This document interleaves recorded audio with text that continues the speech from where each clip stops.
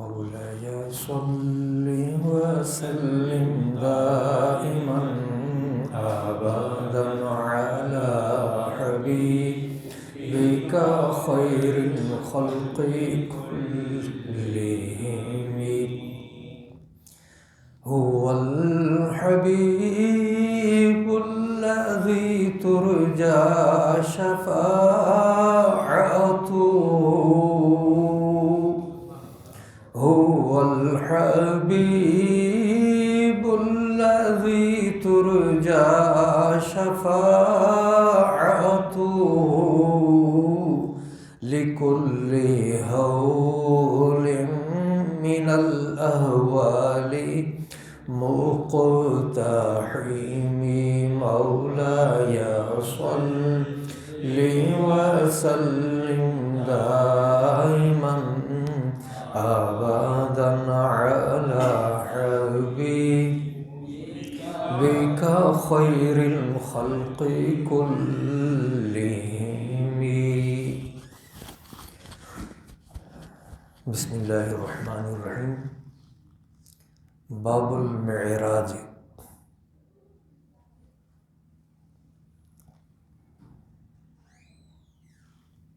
عن انس بن مالک عن مالک بن صعصعۃ ان نبی اللہ صلی اللہ علیہ وسلم حدثهم عن لیلۃ اسری به بینما انا فی الحطیم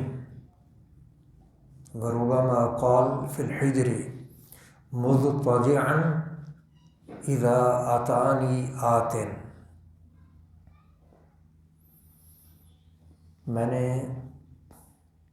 بخاری شریف کے پہلی جلد میں باب المعراج اس کی حدیث پاک کا ابتدائی حصہ ذکر کیا ہے، تلاوت کی ہے، اور یہ عنوان سے آپ جانتے ہیں کہ معراج کس کو کہتے ہیں، اور اس میں حدیث پاک جو ذکر کی جائے گی وہ بھی اس ماہ مکرم کے اندر جو خاص رات شب معراج ہے اس حوالے سے بیان کی گئی ہے. صحاح ستہ کے اندر معراج کے حوالے سے کئی حدیثیں وہ ملتی ہیں.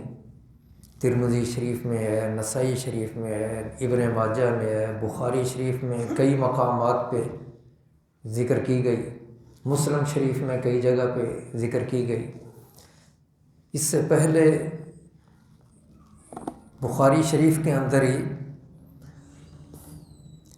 کتاب الصلاۃ ہے ابتداء میں، اور کتاب الصلاۃ کا جو پہلا باب ہے اس میں بھی ایک حدیث پاک ذکر کی گئی، اور پہلا جو باب باندھا گیا ہے وہ بھی ہے باب کیف فرضت الصلاۃ فی الاسراء،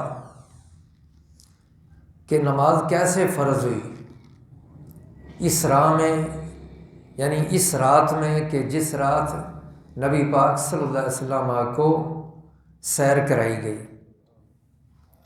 ادھر اسراء کا ذکر تھا، اور یہ جو باب جس کا اب میں نے ابتداء میں کچھ حصہ تلاوت کیا ہے، یہ جو باب ہے اس باب کا نام ہے باب المعراج. قرآن مجید میں بھی اسراء کا ذکر پہلے 15ویں پارہ میں ہے سبحان الذی اسریٰ بعبدہ، اور جو معراج کے حوالے سے وہ آیتیں اکٹھی ذکر کی گئی ہیں سورہ نجم میں 27ویں پارہ میں. یہ رات بھی 27ویں کی ہے اور سپارہ بھی 27واں ہے. اس میں سورہ نجم نام بھی اس کا دیکھو کیسا، سورہ نجم، سورج جو ہے نجم آسمان پہ، ستارے آسمان پہ ہوتے ہیں، بلندی کی طرف اشارہ ہے سورت میں بھی. اور اس کے اندر ہے دنا فتدلی فکان قاب قوسین او ادنی، معراج کے حوالے سے ذکر. تو بخاری شریف کے اندر بھی ابتداء میں کتاب الصلاۃ کا جہاں پہ ذکر ہے وہاں اسراء کا لفظ آیا، باب باندھا تو کیف فرضت الصلاۃ فی الاسراء. اور یہ آخر میں جو ذکر کیا گیا ہے یہ حدیث پاک کی جو کتاب ہے بخاری شریف، اس میں جزء ہیں، جیسے قرآن پاک کے سپارے ہیں نا، اور وہ 30 پارے ہیں، اسی طرح بخاری شریف کے اندر بھی پارے ہیں حدیث پاک کے، اور یہاں پہ جز کا ذکر کیا جاتا ہے، الجز پہلی، الجز ثانی، تو یہ 15ویں جز ہے قرآن مجید میں۔ 15ویں پارہ کے اندر شب معراج کا ذکر ہوا ہے، سبحان الذی اسریٰ بعبدہ، اور یہ بخاری شریف کے اندر 15ویں جز، اس کے اندر یہ باب ہے، باب المعراج۔ اب اس میں جو حدیث پاک ہے وہ حضرت انس بن مالک روایت کرتے ہیں، مالک بن صعصعہ سے، اور کیا کہ بے شک اللہ کے نبی صلی اللہ علیہ وسلم نے ان کو خود بیان کیا، صحابہ کرام کو بیان کیا، حدثہم، صحابہ کرام کو، یہ ضمیر جمع کیے، اگرچہ بیان کرنے والے یہ ایک ہیں مالک بن صعصعہ، لیکن آپ یہ نہیں فرما رہے مجھے بیان کیا، بلکہ جمع کی ضمیر ہے، یعنی صحابہ کرام کو نبی پاک نے بیان کیا۔ کیا بیان کیا؟ اللیلۃ، ایک رات کا، اور وہ رات کون سی ہے جس کا ذکر نبی پاک نے کیا صحابہ کرام کے سامنے؟ اسریٰ بہ، جس رات آپ کو سیر کرائی گئی، آپ کو سیر کرائی گئی جس رات، اس رات کا ذکر کیا، اور ذکر کرتے ہوئے آپ نے یوں فرمایا کہ بینما انا فی الحطیم، دوران اس کے کہ میں حطیم میں ہوں، یعنی مکہ مکرمہ میں ہوں، اور نبی پاک صلی اللہ علیہ وسلم حطیم مسجد حرام میں۔ بعض نے یوں بھی کہا روایت کے اندر فی الحجری، تو وہاں اس مقام پہ ہوں مضطجعاً، لیٹا ہوا ہوں، اور اذا اتانی آتن، اچانک میرے پاس کوئی آنے والا آیا۔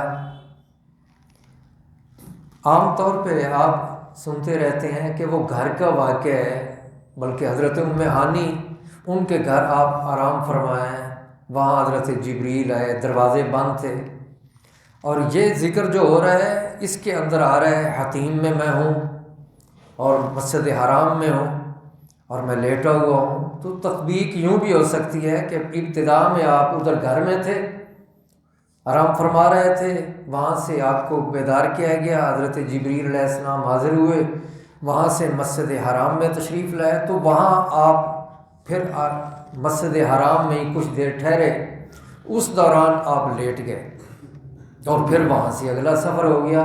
تو یہ دونوں باتیں آپس میں مل بھی سکتی ہیں۔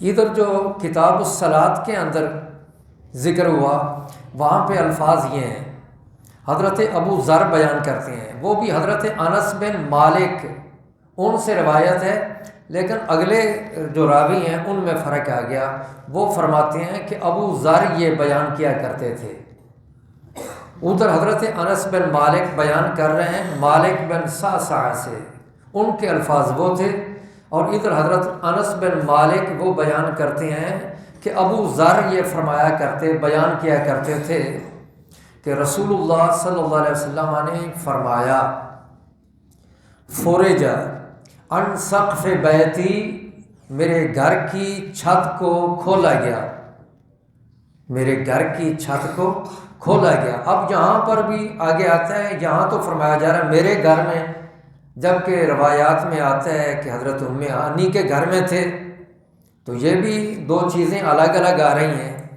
تو اس بارے میں یہ کہا جاتا ہے کہ یہ جو نسبت کی جا رہی ہے یہ ام ہانی کے گھر کی ہی نسبت ہے، لیکن چونکہ اس وقت آپ ان کے گھر میں تھے تو نبی پاک جس گھر میں آرام فرمائے، اب کہا جا رہا ہے نبی پاک فرماتے ہیں میں اپنے گھر میں، یعنی آپ جہاں پہ ہیں اس جگہ کو آپ فرما رہے ہیں میرا گھر، اپنا گھر اس کو کہہ رہے ہیں، یہ شرف عطا کر رہے ہیں آپ کہ آپ چونکہ وہاں کچھ وقت کے لیے ہیں، اس بنا پہ نسبت اپنی طرف کر کے کہہ دیا اپنے گھر میں، یعنی جس گھر میں ٹھہرا ہوا ہوں اس گھر کے اندر میں آرام کر رہا تھا۔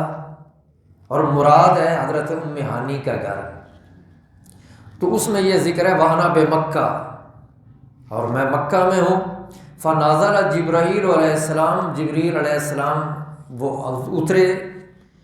ففرج صدری، انہوں نے میرے سینے کو کھول دیا۔ ففرج صدری، میرے سینے کو کھول دیا، سینہ مبارک چاک کیا گیا، آپ کے سینہ مبارک کو چیرا گیا۔ اور فرماتے ہیں ثم غسلہ بماء زمزم، پھر جبریل علیہ السلام نے اس میرے دل کو آب زمزم کے ساتھ دھو دیا، آب زمزم سے دھو دیا۔ ثم جاء بطست من ذهب، پھر وہ ایک سونے کا تھال لے کے آئے جبریل علیہ السلام، سونے کا تھال، ممتلئ حکمتا و ایمانا، اور وہ تھال جو ہے وہ پر ہے، بھرا ہوا ہے حکمت سے اور ایمان سے۔ اس میں ایمان ہی ایمان ہے، اس میں حکمت سے مراد علم ہے، علم ہی علم ہے۔ علم کی بڑی اہمیت ہے، فضیلت ہے۔ اللہ رب العزت فرماتا ہے یرفع اللہ الذین آمنوا منکم والذین اوتوا العلم درجات، اللہ ایمان والوں کے درجات بلند فرمائے گا اور ان کے جن کو علم دیا گیا۔ تو پہلے ایمان کا ذکر ہے، پھر علم کا ذکر ہے، دو چیزوں کا اکٹھا قرآن مجید میں ذکر ہوا ہے۔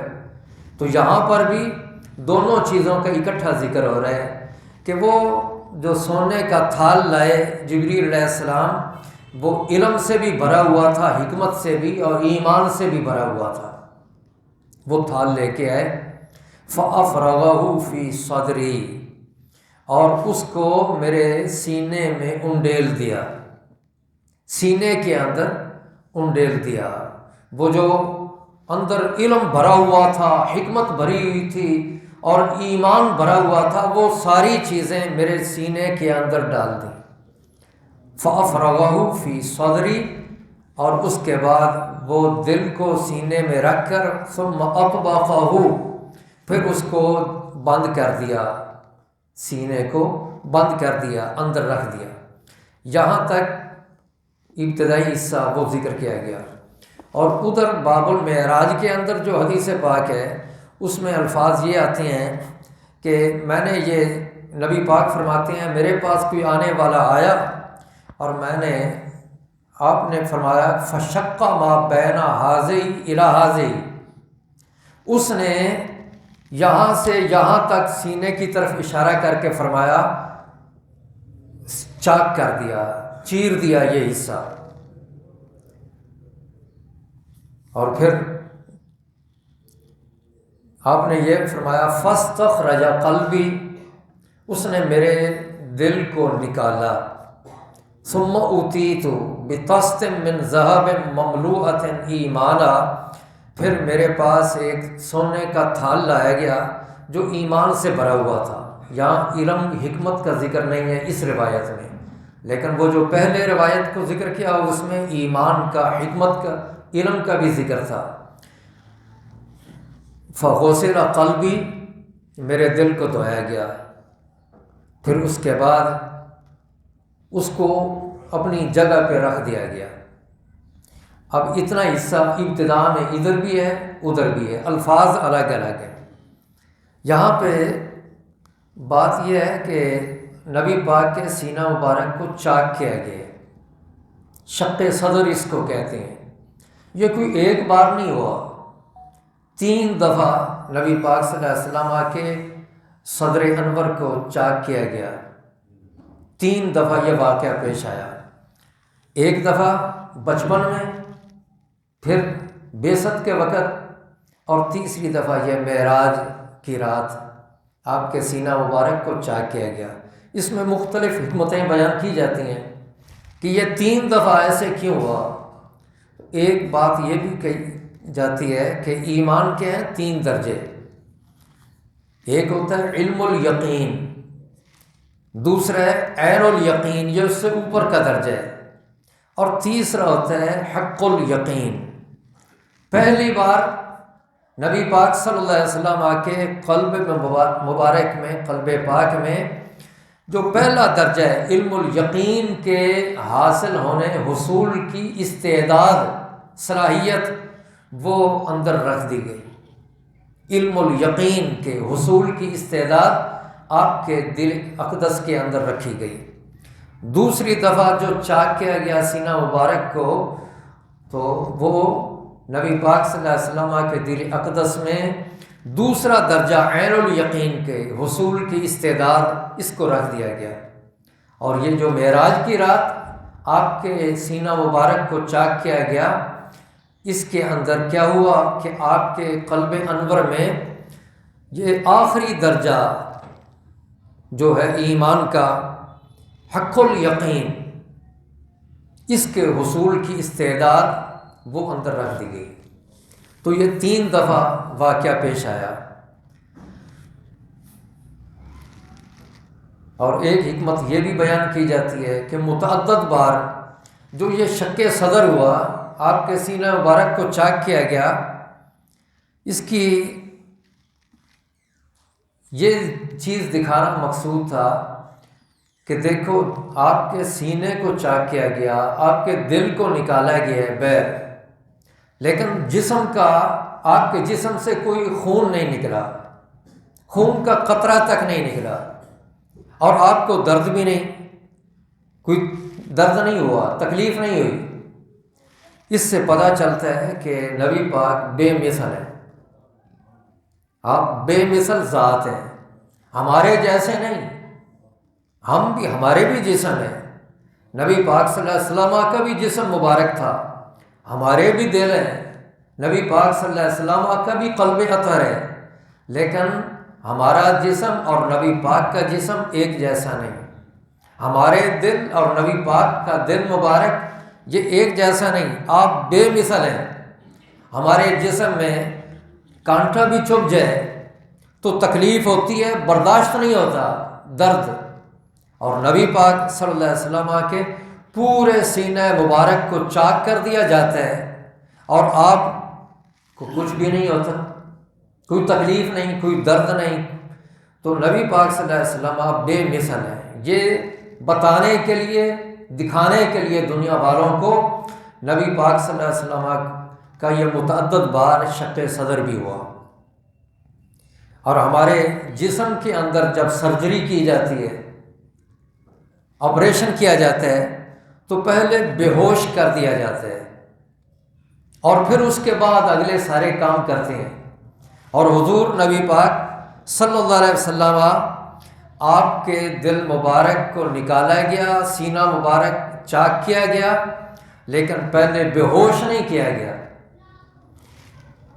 نبی پاک صلی اللہ علیہ وسلم کے پھر دل مبارک، اچھا صرف بے ہوش کرنے کی بات ہی نہیں، آپ کے دل مبارک کو نکال کر باہر رکھا گیا، اور نبی پاک صلی اللہ علیہ وسلم آپ دیکھ بھی رہے ہیں کہ یہ میرے دل کو سینے سے نکالا گیا ہے اور تھال میں رکھا گیا ہے، اور جب دھویا جا رہا تھا تو آپ وہ بھی دیکھ رہے ہیں، اور پھر حکمت سے اور ایمان سے بھر دیا گیا، نبی پاک صلی اللہ علیہ وسلم اس کو بھی مشاہدہ فرما رہے ہیں۔ اور ایک وجہ یہ بھی بیان کی جاتی ہے آپ کے شق صدر کی کہ آپ کے دل مبارک کو نکال کے سونے کے طشت میں رکھ دیا گیا۔ اگر دل کو سینے سے نکال دیں اور نکال کے باہر رکھ دیں تو بغیر کسی سبب کے کوئی جاندار، کوئی ذی روح زندہ نہیں رہتا، کوئی جاندار شے زندہ نہیں رہتی۔ اگر دل کو نکال دیں اور بغیر کسی سبب کے اس کو چھوڑ دیا جائے تو وہ زندہ نہیں رہتا۔ اور نبی پاک صلی اللہ علیہ وسلم، آپ کا یہ کتنا عظیم معجزہ ہے کہ آپ صلی اللہ علیہ وسلم کو متعدد بار آپ کے سینہ مبارک کو چاک کیا گیا اور آپ کے سینہ مبارک سے دل کو نکال کے باہر رکھا گیا، اس کے باوجود نبی پاک صلی اللہ علیہ وسلم نہ صرف یہ کہ زندہ رہے بلکہ آپ تمام احوال سے، کیفیات سے باخبر بھی رہے، ملاحظہ فرماتے رہے، دیکھتے رہے۔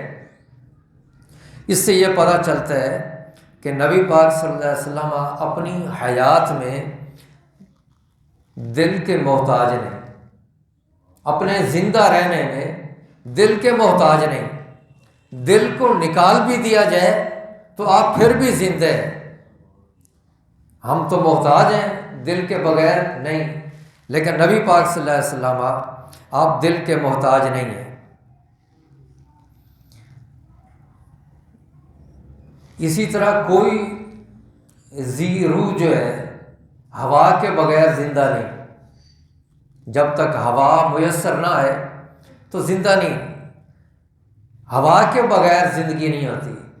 اور نبی پاک صلی اللہ علیہ وسلم آپ ہوا کے بغیر بھی زندہ ہیں۔ یہ جو معراج کا واقعہ پیش آیا، آگے اسی حدیث پاک میں آ رہے ہیں، پہلے آسمان پہ گئے، دوسرے پہ، تیسرے پہ، آگے تشریف لے گئے۔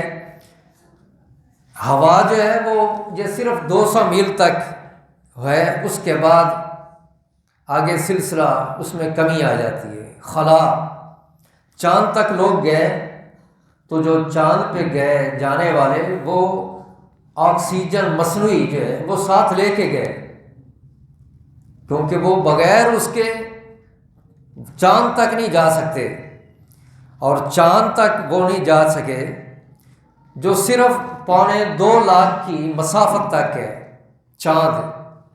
اور حضور نبی پاک صلی اللہ علیہ وسلم، ہمارے نبی کریم صلی اللہ علیہ وسلم، آپ چاند ہی کیا، سورج ہی کیا، آپ تو آگے آسمانوں پہ، پھر 7 آسمان سے بھی آگے عرش پہ آپ تشریف لے گئے، اور کوئی ساتھ یہ آکسیجن مصنوعی یا کوئی چیز لے کے نہیں گئے۔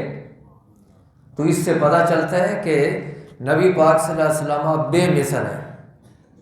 ہم زندہ رہیں، زندہ رہنے کے لیے ہر ذی روح کو زندہ رہنے کے لیے ہوا کی محتاجی ہے، اور نبی پاک صلی اللہ علیہ وسلم ہوا کے محتاج نہیں ہیں، بلکہ بغیر ہوا کے بھی نبی پاک صلی اللہ علیہ وسلم آپ تشریف لے جاتے ہیں۔ اسی طرح ہر ذی روح بغیر کھانے پینے کے زندہ نہیں، کہ وہ کچھ نہ کھائے پیے زندہ نہیں رہتا، کھانے پینے کا محتاج ہے۔ اور نبی پاک صلی اللہ علیہ وسلم آپ کھانے پینے کے محتاج نہیں ہیں۔ دلیل کیا ہے کہ آپ نے صوم وصال آپ نے رکھے، ایک دن روزہ رکھا، رات کو چھوڑا نہیں، اگلے دن کا بھی روزہ رکھا، پھر چھوڑا نہیں، اگلے دن کا بھی رکھ لیا۔ نبی پاک صلی اللہ علیہ وسلم نے روزے رکھے، کھانا پینا چھوڑ دیا، اس کے باوجود نبی پاک صلی اللہ علیہ وسلم کی صحت میں، توانائی میں کوئی فرق نہیں آیا۔ اور صحابہ کرام وہ جب دیکھتے ہیں کہ نبی پاک یہ روزہ رکھ رہے ہیں متواتر، تو بعض صحابہ کرام نے بھی اسی طرح روزہ رکھنا شروع کر لیا، تو 2-3 دن کے بعد ہی ان کے جسم کے اندر کمزوری واقع ہوئی، صحت میں کمی واقع ہوئی، اور نبی پاک نے پوچھا کہ تمہیں کیا ہوا، میں کیسے دیکھ رہا ہوں؟ تو صحابہ کرام نے عرض کیا، حضور ہم نے آپ کو دیکھا کہ آپ نے متواتر یہ روزہ رکھ رہے ہیں، تو ہم بھی اسی طرح رکھنا شروع کر لیا ہے۔ نبی پاک صلی اللہ علیہ وسلم نے فرمایا، ایکم مثلی، تم میں سے کون ہے مجھ جیسا، کون ہے مجھ جیسا؟ تو نبی پاک صلی اللہ علیہ وسلم آپ کھانے پینے کے محتاج نہیں ہیں۔ ہر ذی روح اپنے زندہ ہونے میں یا اپنے ہونے میں وقت کا محتاج ہے اور جگہ کا بھی محتاج ہے، لیکن نبی پاک صلی اللہ علیہ وسلم معراج کی رات وہاں پہنچے جہاں نہ وقت ہے نہ جگہ، لا زمان اور لا مکان پہ نبی پاک صلی اللہ علیہ وسلم تشریف لے گئے۔ تو ان ساری باتوں کا خلاصہ یہ ہے کہ ہم سب کے سب اپنی حیات میں، اپنے زندہ رہنے میں دل کے محتاج ہوا کے محتاج، کھانے پینے کے محتاج، زمانے کے محتاج، اور وقت اور جگہ کے محتاج، لیکن نبی پاک صلی اللہ علیہ وسلم ان میں سے کسی شے کے بھی محتاج نہیں ہیں۔ اللہ رب العزت نے اپنے محبوب کو اپنے سوا کسی کا محتاج بنایا ہی نہیں۔ ہر شے نبی پاک کی محتاج ہے، اور نبی پاک صلی اللہ علیہ وسلم کسی کے محتاج نہیں سوائے رب کی ذات کے۔ اللہ رب العزت نے مستغنی بنایا اپنے حبیب کو، اور یہ جو سیر کرائی گئی یہ رات کا وقت تھا، دن کو نہیں، کیونکہ نبی پاک یہ روشنی کے بھی محتاج نہیں، یہ نہ سورج کے محتاج ہے نہ چاند کے محتاج، سورج کے محتاج نہیں، یہ بتانے کے لیے دن کو سیر نہیں کرائے گی، رات کو، اور رات کو تو چاند ہوتا ہے۔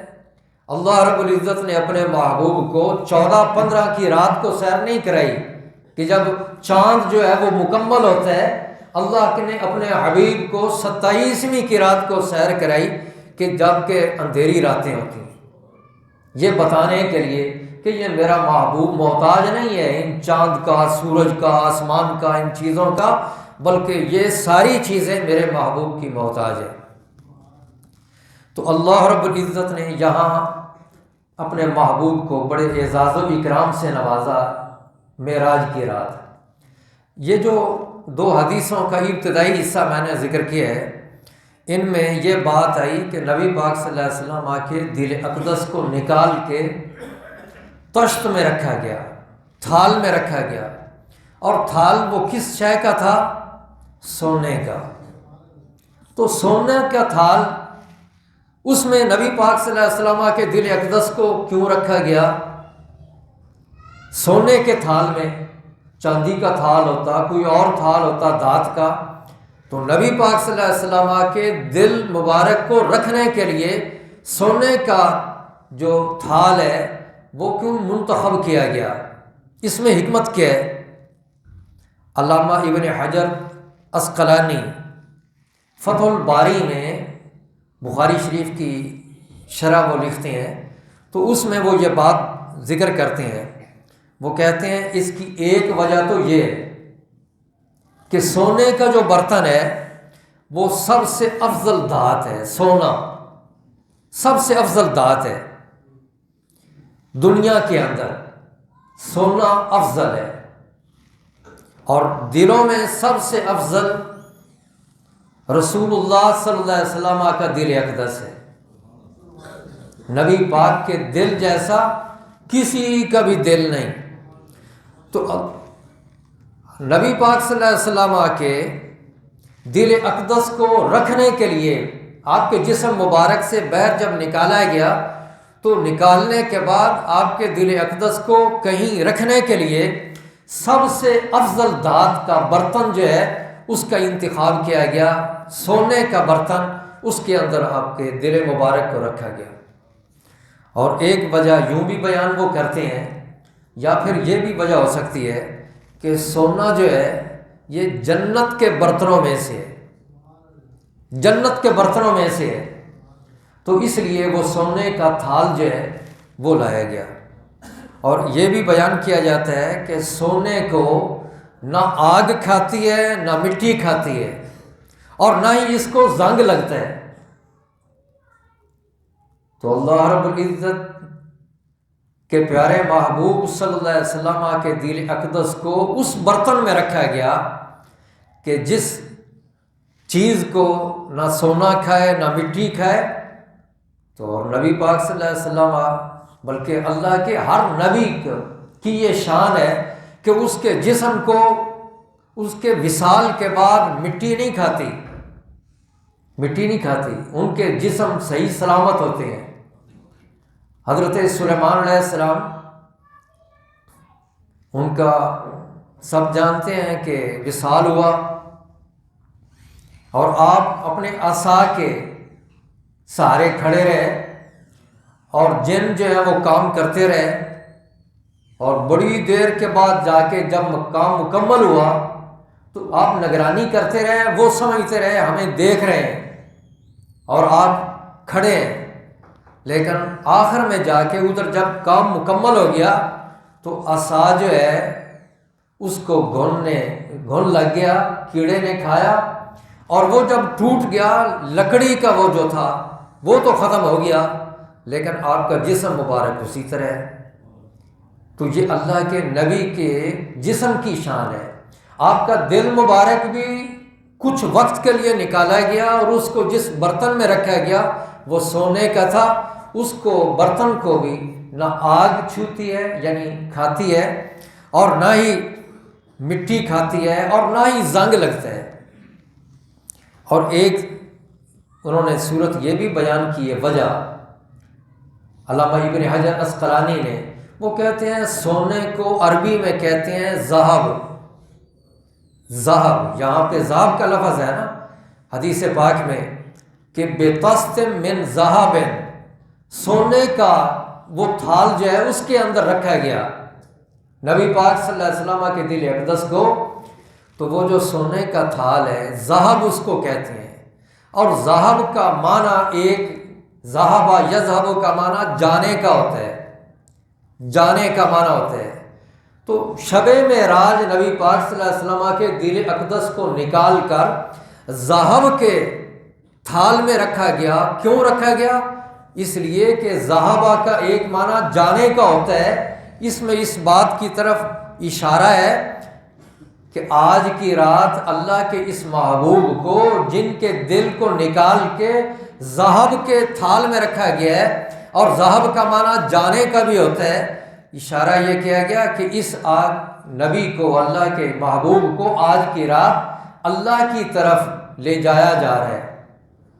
یہ اللہ کے محبوب آج کی رات اللہ رب العزت کے حضور جا رہے ہیں، جانے کا معنی وہ اس میں پایا جاتا ہے، اس لیے سونے کے تھال کے اندر آپ کے جسم مبارک کو رکھ دیا گیا۔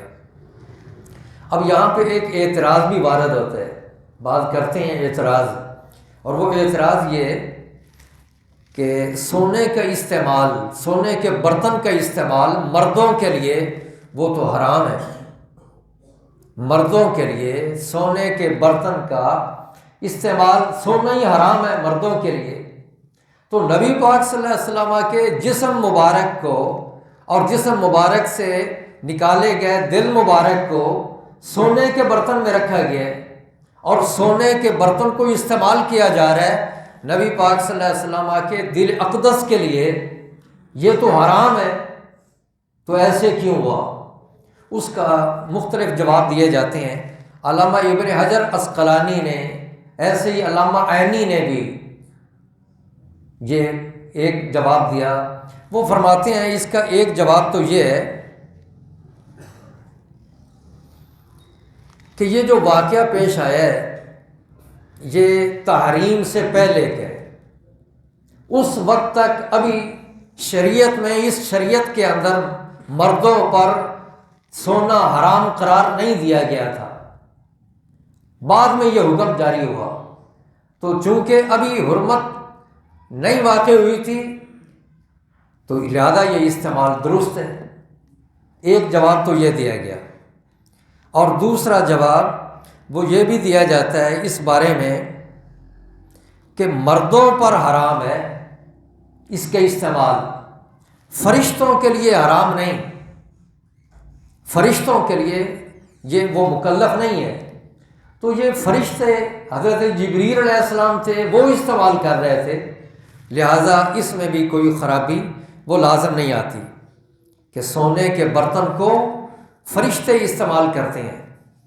اور ایک تیسری حکمت اس کا جواب وہ یہ بھی دیا انہوں نے، وہ فرماتے ہیں کہ معراج میں پیش آنے والے اکثر امور کا تعلق وہ غیب سے ہے اور آخرت سے ہے، اور سونے کے استعمال کی حرمت یہ دنیا میں ہے، آخرت میں نہیں۔ آخرت میں سونا مردوں کے لیے بھی اجازت ہوگی استعمال کی، آخرت میں کوئی پابندی نہیں۔ اور یہ جو اس رات کے اندر نبی پاک صلی اللہ علیہ وسلم کو سیر کرائی گئی، اس کے اندر اکثر امور کا تعلق وہ آخرت سے ہے اور غیب سے ہے، لہذا یہ درست ہے، استعمال کرنا کوئی اس میں ایسی بات نہیں کہ اعتراض کیا جائے۔ اور ایک جواب یوں بھی ہو سکتا ہے کہ عام مسلمانوں کو جو عام نعمتیں ملی ہیں، عام ایمان والوں کو اللہ پاک نے جو نعمتیں عطا کی اور دنیا میں عطا کر دی ہیں، لیکن کئی نعمتیں ایسی ہیں جو جنت میں عطا کی جائیں گی، ایمان والوں کو جنت میں عطا کی جائیں گی، اور جو نعمتیں عام مسلمانوں کو دنیا میں نہیں بلکہ جنت میں عطا کی جائیں گی، ہمارے نبی کریم صلی اللہ علیہ وسلم کو اللہ جل مجدہ الکریم نے وہ نعمتیں دنیا میں ہی عطا کر دی جو عام ایمان والوں کو جنت میں عطا کی جائیں گی۔ اللہ پاک نے وہ نعمتیں اپنے حبیب کو اس دنیا میں ہی عطا کر دی ہیں۔ مثلا 4 سے زیادہ عورتوں سے نکاح کرنا حرام ہے، عام ایمان والوں کے لیے یہ اجازت نہیں، جنت میں ان کے لیے بے شمار ہوں گی، حوریں ہوں گی، اجازت عام ہے، لیکن دنیا میں نہیں۔ لیکن حضور نبی پاک صلی اللہ علیہ وسلم کے لیے 4 سے زیادہ عورتوں سے نکاح کی نعمت جو ہے وہ دنیا میں ہی عطا کر دی گئی۔ آپ کے لیے اجازت ہے کہ آپ جس عورت سے نکاح کرنا چاہیں اور 4 سے زیادہ بھی کرنا چاہیں تو آپ کے لیے کوئی حرمت اور کوئی ممانعت نہیں۔ اسی طرح نبی پاک صلی اللہ علیہ وسلم کو اور بھی کئی نعمتیں عطا کی گئیں جو عام ایمان والوں کو جنت میں عطا کی جائیں گی۔ مثلا ایک یہ کہ اللہ رب العزت کا دیدار سارے ایمان والے جو ہیں جنت میں کریں گے، رب کا دیدار جنت میں کریں گے عام ایمان والے۔ تو عام ایمان والوں کو یہ جو نعمت جنت میں عطا کی جائے گی، اللہ جل مجدہ الکریم نے اپنے محبوب کو پہلے یہاں دنیا میں ہی یہ نعمت عطا کر دی، اور اللہ جل مجدہ الکریم نے اپنا دیدار اپنے محبوب کو کرا دیا۔ اسی طرح یہاں بھی کہ عام مسلمانوں کو اللہ رب العزت نے منع کیا ہے کہ دنیا میں تو سونے کا استعمال وہ نہیں کر سکتے، برتنوں کا استعمال نہیں کر سکتے ایماندار مرد، لیکن سونے کے برتنوں میں استعمال کی نعمت یہ عام ایمان والوں کو جنت میں عطا کی جائے گی، اور نبی پاک صلی اللہ علیہ وسلم کو یہ اس دنیا کے اندر ہی شب معراج یہ عطا کر دی گئی۔ ایک مطلب یہ بھی بن سکتے ہیں۔ اور نبی پاک صلی اللہ علیہ وسلم کو تو رب نے بڑے اختیارات دیے ہوئے ہیں، اتنے ہی اختیارات ہیں کہ آپ تو چاہیں تو اپنی امت کے اندر باوجود اس کے کہ مردوں پر سونا حرام ہے، نبی پاک صلی اللہ علیہ وسلم جس کے لیے چاہیں مردوں میں سے بھی کسی کے لیے سونے کی اجازت دے دیں۔ وہ واقعہ مشہور ہے، حضرت عمر فاروق رضی اللہ تعالیٰ عنہ انہوں نے حضرت سراقہ کو سونے کے کنگن پہنا دیے اور کہا کہ چونکہ نبی پاک کا یہ فرمان ہے تو نبی پاک صلی اللہ علیہ وسلم پر ہم قیاس نہیں کر سکتے، آپ بے مثل ہیں۔ آگے حدیث پاک میں ہے کہ ثم اوتیت، یہ حصہ وہ جو پہلے حدیث پاک ہے اس میں ذکر نہیں، ثم اوتیت بدابۃ دون البغل وفوق الحمار ابیض، نبی پاک فرماتے ہیں پھر ایک جانور لایا گیا میرے پاس، سواری لائی گئی، اور وہ خچر سے کچھ چھوٹا ہے اور وہ جانور حمار سے گدھے سے کچھ بڑے، بالکل سفید ابیض، اور وہ کیا تھا؟ براق ہے، وہ سواری آ گئی، اور اس کی شان کیا ہے؟ یادہ خطوتہ عند اقصی طرف، کہ جہاں نگاہ جاتی ہے وہاں اس کا قدم جاتا ہے، نگاہ دور تک چلی جاتی ہے تو جہاں نگاہ جائے وہاں اس کا قدم پہنچتا ہے۔ نبی پاک فرماتے ہیں وہ سواری لائی گئی، وہ جانور لایا گیا، براق لایا گیا، تو میں اس پہ سوار ہو گیا، فانطلق بی جبرائیل، پھر جبریل علیہ السلام مجھے لے کے چل پڑے، حتیٰ کہ آسمان دنیا پہ میں پہنچا۔ آسمان دنیا پہ ہے، پہلا آسمان، وہاں پہنچے۔ فاستفتح، حضرت جبریل علیہ السلام نے وہ جو پہلا آسمان ہے اس کے دروازے کو کھلوانا چاہا، دروازے کو کھلوانا چاہا، دروازہ بند تھا، کھلوانا چاہا۔ فقیل من ھذا، وہاں پہ جس کی ڈیوٹی تھی فرشتہ، وہ خازن، وہ کہتا ہے، وہ سوال کرتا ہے کہ من ھذا، کون ہے یہ دروازہ کھٹکانے والا، کون؟ حالانکہ یہ تو فرشتوں کے سردار ہیں جبریل علیہ السلام، اور ان کا آنا جانا رہتا ہے، لیکن اب اس دفعہ وہ پوچھتے ہیں، وہ فرشتہ جو ڈیوٹی پر ہے وہ کہتا ہے من ھذا، کون؟ جبریل علیہ السلام کہتے ہیں کہ جبرائیل، اپنے بارے بتاتے ہیں، اپنا نام بتاتے ہیں، جبرائیل۔ اب یہ سردار ہے، وہ مطاعت ہیں، جب اتنا کہہ دیا تو اس پہ دروازہ کھل جانا چاہیے تھا، لیکن نہیں کھلا۔ وہ فرماتے ہیں، نبی پاک صلی اللہ علیہ وسلم فرماتے ہیں کہ قیل، پھر سوال کیا گیا، ومن معک، اور آپ کے ساتھ کون ہے، آپ کے ساتھ کون ہے؟ تو قال محمد صلی اللہ علیہ وسلم، جبریل علیہ السلام وہ جواب میں کہتے ہیں کہ میرے ساتھ محمد صلی اللہ علیہ وسلم ہے۔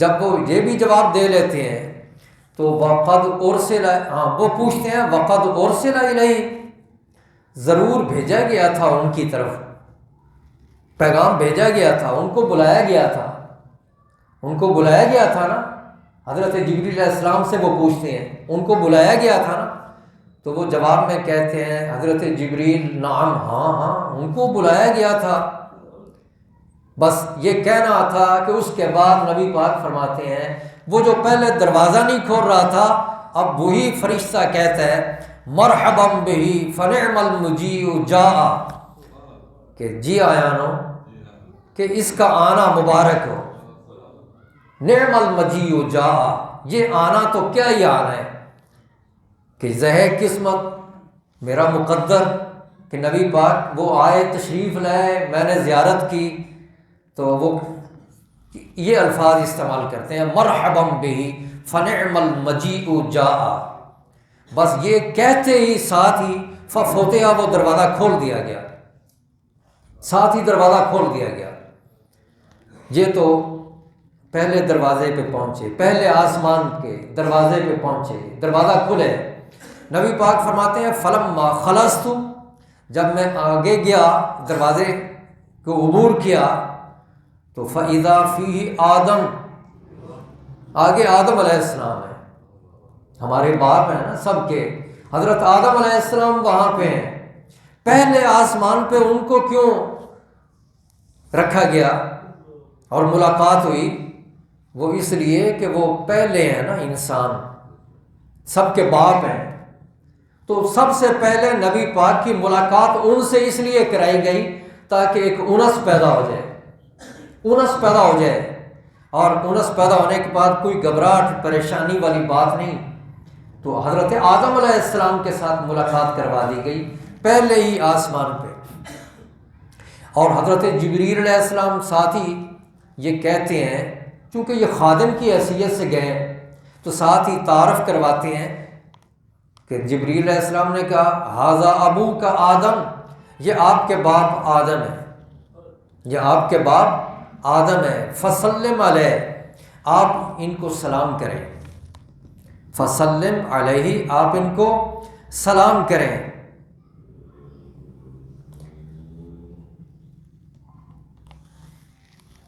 کیونکہ گزرنے والا جو ہوتا ہے نا، کوئی سفر پہ ہو اور جا رہا ہو تو ایک مقام پہ کوئی کھڑا ہوا ہے تو جو گزرنے والا ہے وہ کہتا ہے کہ السلام علیکم، بیٹھنے والے کو سلام کون کرتا ہے؟ گزرنے والا۔ مسئلہ یہ ہے شریعت کا، تو چونکہ نبی پاک صلی اللہ علیہ وسلم گزر رہے تھے، وہ درمیان میں ہیں، تو اس لیے نبی پاک کو حضرت جبریل علیہ السلام کہتے ہیں کہ آپ ان کو سلام کر دیں، فسلم علیہ۔ نبی پاک فرماتے ہیں کہ فسلمت علیہ، میں نے ان کو سلام کر دیا، میں نے سلام کر دیا۔ جب میں نے سلام کیا، فرد السلام، انہوں نے میرے سلام کا جواب دیا، میرے سلام کا جواب دیا۔ اور جواب دینے کے بعد آدم علیہ السلام وہ کہنے لگے مرحبا بالابن الصالح والنبی الصالح، جی آیا اس بیٹے کے کہ جو صالح ہے، نیک ہے، اور اس نبی کے جو صالح ہے، نیک ہے، اس میرے نیک بیٹے اور نیک نبی کی آمد پہ خوش آمدید۔ یہ حضرت آدم علیہ السلام کہہ رہے ہیں مرحبا بالابن الصالح والنبی الصالح۔ اور وہ جو حدیث پاک کتاب الصلاۃ کے پہلے باب میں ہے، اس کے اندر یہ ابتدائی یہ حصہ جو ہے وہ یوں ہے کہ نبی پاک فرماتے ہیں کہ وہ جو شق صدر کا واقعہ ہو گیا، اس کے بعد نبی پاک فرماتے ہیں کہ میرے ہاتھ کو پکڑا جبریل نے، فعرج بی الی السماء، اور مجھے پکڑ کے آسمان کی طرف لے گئے۔ یہاں وہ سواری کا ذکر نہیں ہے، مجھے آسمان کی طرف لے گئے۔ فلما جئت الی السماء الدنیا، جب میں قریب والے آسمان پہ پہنچا تو جبریل علیہ السلام نے آسمان کے جو خازن ہے ڈیوٹی پہ، اس فرشتے کو کہا افتح، یہ دروازہ کھول، افتح۔ تو جواب میں وہ کہنے لگا فرشتہ کہ من ھذا، کون ہے یہ دروازہ کا حکم کھولنے کا دینے والا کون؟ تو انہوں نے کہا کہ ھذا جبرائیل، کہ یہ جو کہہ رہا ہے دروازہ کھول یہ جبرائیل ہے۔ قال، پھر اس نے کہا، پوچھا حل معک احد، کیا تیرے ساتھ کوئی اور ہے؟ کیا ہے کوئی تیرے ساتھ؟ قال نعم معی محمد صلی اللہ علیہ وسلم۔ تو جبریل علیہ السلام کہنے لگے ہاں میرے ساتھ محمد صلی اللہ علیہ وسلم ہے۔ تو وہ پھر پوچھتے ہیں، کہنے لگا اورسل الیہ، کیا ان کی طرف بھیجا گیا تھا؟ تو قال نعم، جبریل علیہ السلام کہتے ہیں ہاں۔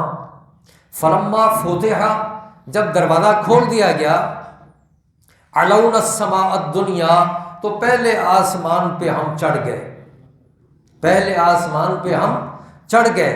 فَإِذَا رَجُلٌ قَاعِدٌ عَلَى يَمِينِهِ، تو اچانک آگے ملاقات ہوتی ہے ایک شخص سے جو بیٹھا ہوا ہے، ایک شخص بیٹھا ہوا ہے، ملاقات ہوتی ہے۔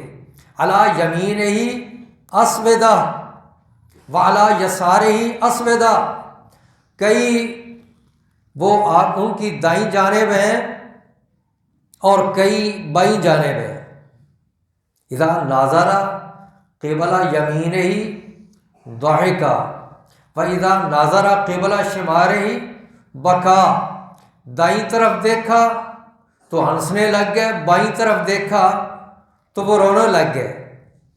فقال، تو کہا مرحبا بالابن بالنبی الصالح والابن الصالح۔ تو وہ شخص جو بیٹھا ہوا تھا وہ کہنے لگا کہ وہی الفاظ کہ یہ نبی صالح اور بیٹا صالح، اس کا آنا مبارک ہو۔ قلت لجبرائیل، میں نے پوچھا جبرائیل سے، من ھذا، یہ کون ہے؟ تو انہوں نے کہا ھذا آدم، یہ آدم ہے۔ وھذا الاسود عن یمینہ وشمالہ ناسم بنیہ، اور یہ جو آپ کی ان کی دائیں جانب اور بائیں جانب نظر آ رہی ہیں، یہ روحیں ہیں ان کے بیٹوں کی، ان کی اولاد کی، یہ روحیں ہیں جو دائیں جانب اور بائیں جانب ہیں۔ فاہل الیمین منہم اہل الجنہ، وہ دائیں جانب دیکھا تو ہنسنے لگ گئے۔ تو وہ بتایا، کہا کہ یہ جو دائیں جانب ہے نا روحیں، یہ جنتی ہیں، یہ جنت والے ہیں، یہ ہنس رہے ہیں، اور یہ جو بائیں جانب ہیں یہ دوزخی ہیں، جو رو رہے ہیں یہ دوزخی ہیں۔ فَإِذَا نَظَرَ عَنْ يَمِينِهِ نبی پاک نے پھر جہاں پہ الفاظ ہیں دائیں جانب جب دیکھا تو ضاحکا ہنسنے لگ گئے، نبی پاک صلی اللہ علیہ وسلم مسکرائے، اور جب بائیں جانب دیکھا تو رونے لگے۔ افسوس ہے کہ یہ لوگ ایندھن بنیں گے، دوزخ میں گئے۔